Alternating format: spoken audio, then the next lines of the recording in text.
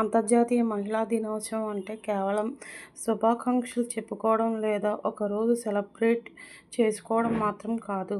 సాధారణంగా మహిళలు ఇంట్లో అమ్మగా, ఆఫీస్లో కొలీగ్గా, బయట భార్యగా ఇలా రకరకాల పాత్రల్లో ఒదిగిపోతారు. కానీ ఆ పాత్రలన్నీ పక్కన పెడితే తామేమిటో అని ఆమె తనను తాను కొత్తగా ఆవిష్కరించే రోజే ఈ ఉమెన్స్ డే. తన ఇష్టాలు, తన కలలు, తనకంటూ ఒక ప్రత్యేక గుర్తింపు ఉన్నాయని ప్రపంచానికి చాటి చెప్పే సందర్భం ఇది.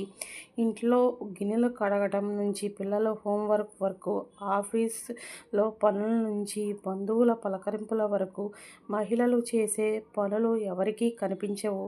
వీటికి జీతం కూడా ఉండదు, గుర్తింపు ఉండదు. కొత్త నిర్వచనం ఏంటంటే ఈ పనుల వెనక ఉన్న మేనేజ్మెంట్ స్కిల్స్ను, ఓపికను ఒక ప్రొఫెషనల్ స్కిల్స్గా గుర్తించడమే నిజమైన మహిళా దినోత్సవం. సానుభూతి కాదు, సమానత్వము. మహిళలకు ఏదో సాయం చేస్తున్నాం అనే భావన కంటే వారికి దక్కాల్సిన అవకాశాలను, గౌరవాన్ని అడ్డుకోకుండా ఉండడమే గొప్ప విషయం. ఆకాశంలో సగం అని మాటల్లో చెప్పడం కంటే భూమి మీద ఉన్న ఆమెకు సమాన వాటా ఇవ్వడమే ఈ రోజు ఉద్దేశ్యం.